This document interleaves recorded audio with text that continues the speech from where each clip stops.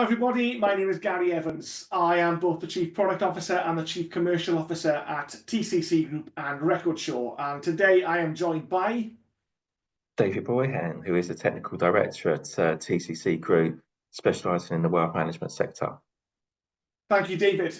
So as a bit of context to where we've got to, and as everyone I'm sure is already aware, back in 2024 in February, following concerns from the FCA that ongoing advice services may not always have been delivered as they should have been, they asked the 22 largest advice firms for some data. The data survey asked firms to submit information about the number of clients who would do a review as part of their service, and out of that identified pool of clients who actually received it, and where they didn't, how many were refunded their fees. Now, this resulted in quite a lot of worry and concern in the wealth management sector that an industry-wide remediation cycle was going to be required, running back to the start of RDR in 2013. Now, 1 year on, the findings of that review have been released, and despite the regulator stating the vast majority of clients received their review, there are also important remedial actions for firms to take for those clients who didn't get their reviews. Today, I'm going to be quizzing David on what the implications and consequences of the FCA's report are, and how wealth managers and IFAs should be thinking about what to do next. David, why don't we start with a bit of a summary of the key findings from the FCA's review? Yes, of course, Gary. I think that's always a good place to start. And I'm pleased to say that the headline news from the findings are generally positive and certainly better than many people predicted. I think it's safe to say there's not going to be any mandated industry-wide past business reviews, which has to be good news for the sector. That said, there is certainly work that firms will need to do going forward, and that specifically lays with two groups of clients. So the first group of clients where work needs to be undertaken is clients who have not engaged in the process, which the FCA found about 15% of clients during an annual review haven't engaged. So firms are going to have to do work with those firms. And also there's a 2% of firms, the FCA have said, 2% of clients who have not been invited to engage in the process full stop. So firms will need to go back and identify those clients as well. So in summary, Gary, I think the findings are positive. But there's certainly work for firms to do as well. Thanks, David. So the 2% that weren't invited for review will require some sort of standard remediation and redress approach. But for the 15% of clients that either declined or didn't respond to the offer of a review, what should firms be thinking about doing for them?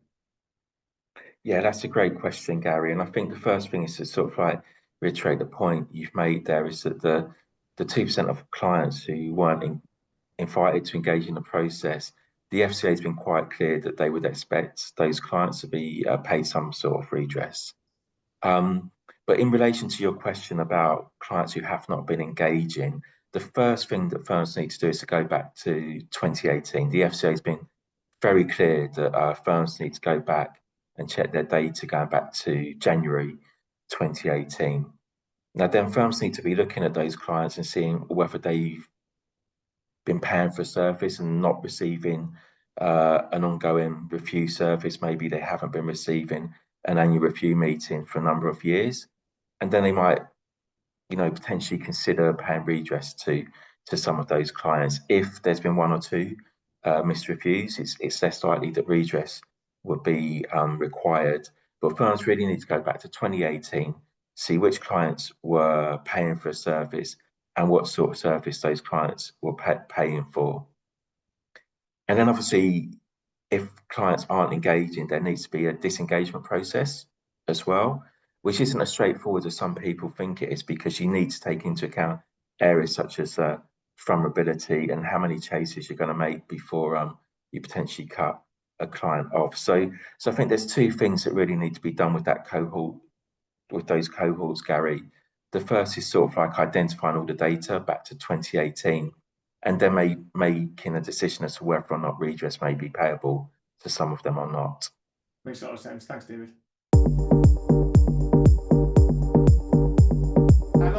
focus from the FCA over the last 12 months appears to be on the delivery of the service rather than the quality of the advice that firms give. David, how should firms be considering the kind of quality and suitability of the advice being given off the back of this? Well, Gary, I think this is a crucial question, and you're right to mention it, because the FCA's thematic work focused on whether reviews were taking place or not. It wasn't a deep dive into the quality of the ongoing service. It was whether it was happening or not. And firms, from a consumer duty perspective, from an FCA perspective, it's always been about demonstrating the suitability of advice.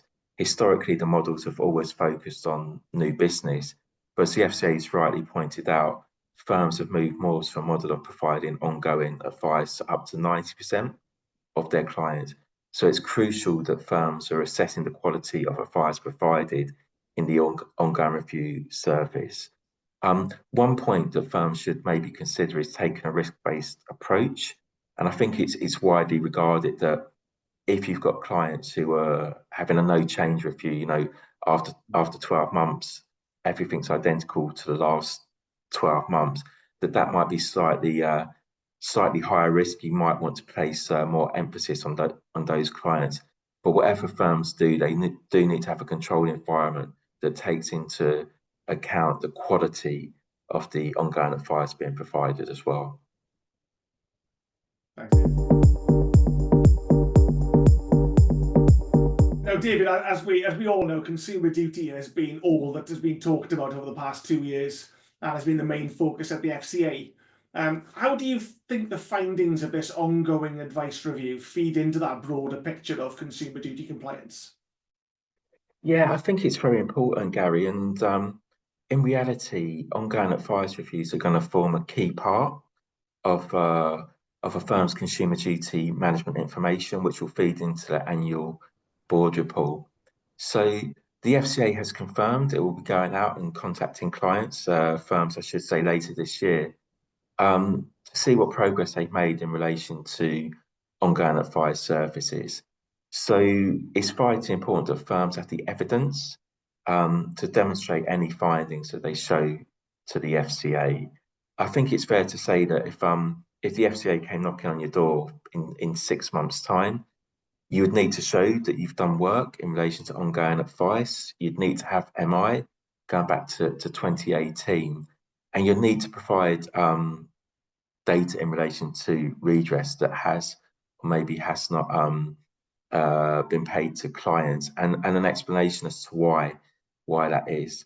But this really feeds back into what TCC has been talking about for numerous years. As the FCA has become a data-led regulator, we always encourage firms to have important MI backed up with evidence to demonstrate that customers are being treated fairly and are receiving good outcomes.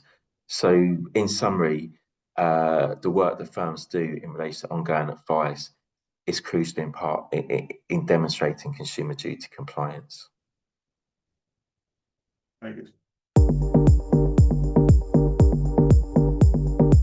Okay, so finally then, David, what should firms be doing now to ensure that their ongoing advice processes are compliant?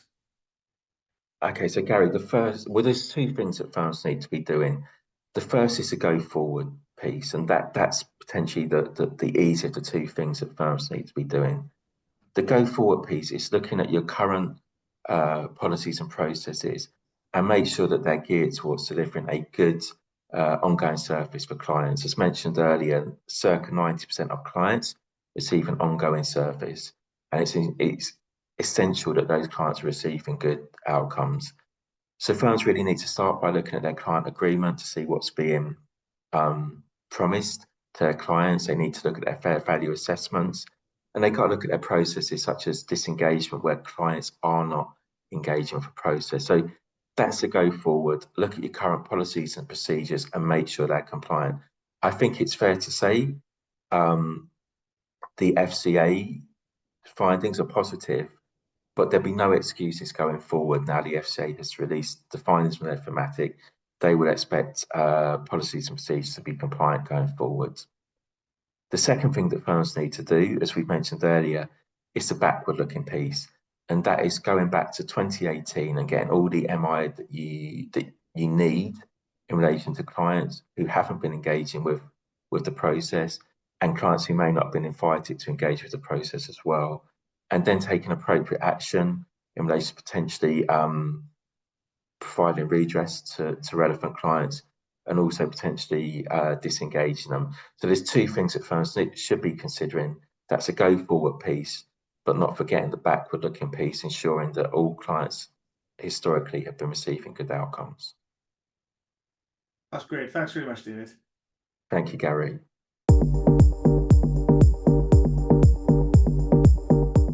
That's really helpful. So in summary, although initially firms may have thought that the ongoing advice review pressure had gone away off the back of the regulator's findings, it's clear that the expectation for firms to be conducting and evidencing annual reviews is still very real, and that any firm without strong controls on current processes or any missed reviews back as far as 2018 will still need a solution to identify them and resolve them. And whilst the amount of redress might look an awful lot lower than it was a week ago, it can be argued that the remediation process challenge is still the same. As a starting point, firms should be looking for an objective evaluation of your policies and your processes to outline and future-proof your long-term strategy. And then a big part of the challenge, as with all things consumer duty, is the evidencing that all your reviews are actually taking place. This is either going to be something that will require an investment in additional people, or you can utilise technology and artificial intelligence to automatically trigger reviews of documentation when annual reviews should have been completed. As the FCA have outlined, they will be checking on firms' progress later in the year, so it's not quite sigh of relief time. Now is a critical time to act. Thank you very much.